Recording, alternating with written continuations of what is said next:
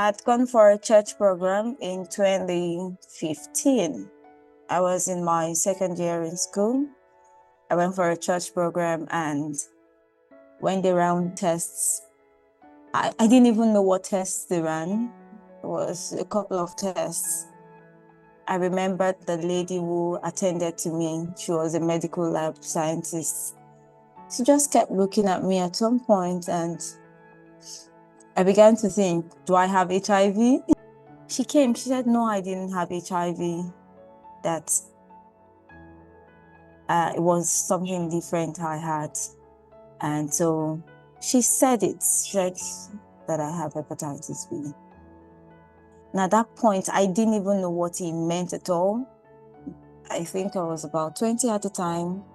Then she sat me down and told me this was a dreaded virus that people really do not know they have, that several people live with it. I was really sad. I cried for days.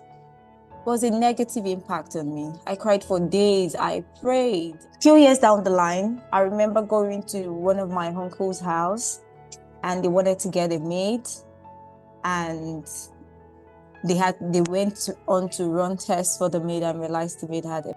And because of that, they sent the maid back. They didn't know my status, and so I just felt like, why was every single person I've met, why did they treat this thing like a plague?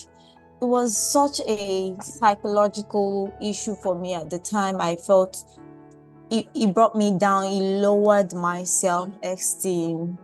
In general, in Nigeria, it's not something that is mostly spoken about. They just feel like those people are plagued and they just want to leave them or separate them or seclude them to their own space, not wanting to relate with them, which I do not think should be the case. It has impacted me negatively in the beginning, until when I realized that I wasn't plagued. It was just a condition that I got from my mother's womb, because years down the line, I lost my mom to the same condition. It was a condition I unfortunately got from my mother, and I shouldn't be plagued for it. I should be able to speak up and let people know what this thing is about so they can get tested, and possibly, if they are positive, get the required assistance, medical assistance they may need to get themselves put together